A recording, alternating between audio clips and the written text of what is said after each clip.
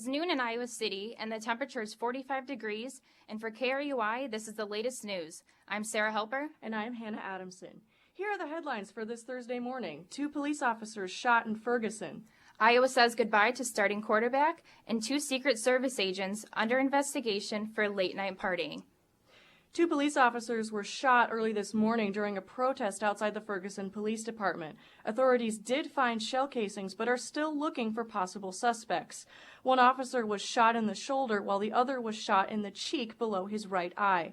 While both officers were in critical condition this morning, authorities say the officers' injuries are not life-threatening. Neither of the 2 officers shot were members of the Ferguson Police Department. It's official. Iowa's quarterback, Jake Rudock, will not be returning for the 2015 football season.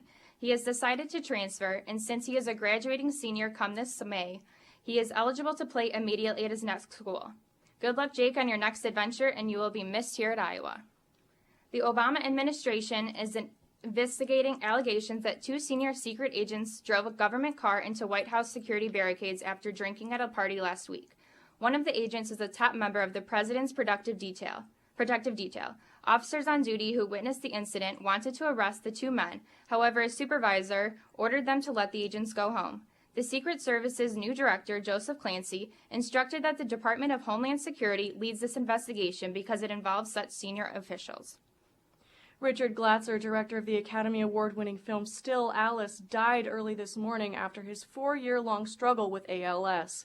Starring acclaimed actress Julianne Moore, Still Alice tells a story of a woman suffering from Alzheimer's. The film went on to win the Best Actress award at the Academy Awards. Glatzer did not attend the Academy Awards ceremony due to his declining health. He was 63.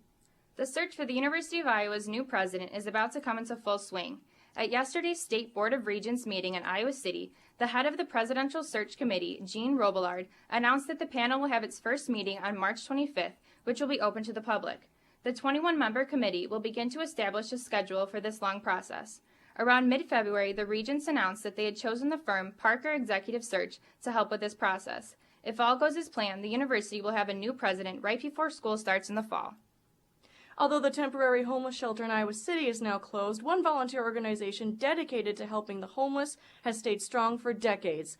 The Agape Cafe, located in the old brick across from the Papa John Business Building, serves free breakfast to homeless and low-income citizens every Wednesday from 7 to 9 a.m. The cafe gets their food primarily through donations from grocery stores and food banks.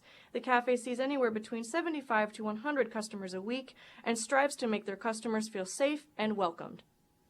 The search is still on for the 7 Marines and 4 soldiers that went missing after their helicopter crashed into waters off the Florida Panhandle during a nighttime training mission on Tuesday.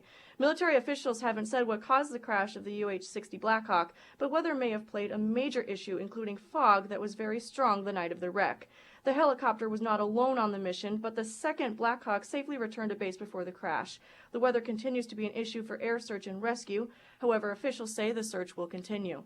Alligators are not a new sight for Floridians to see. However, it's safe to say an alligator spotted on a golf course in Englewood, Florida, was a little out of the ordinary.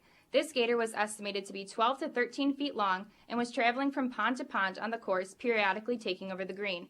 For those of you traveling to Florida over spring break, beware of the dinosaur-like alligators stalking you on the golf course. Finally, a quick look at the weather forecast for Iowa City. It is currently sunny with slight winds heading southeast at 10 miles per hour. Right now, the temperature is 45 degrees with a high of 66 degrees and a low of 39 degrees. For KRUI News, I'm Sarah Halper. And I'm Hannah Adamson. It says what he wants.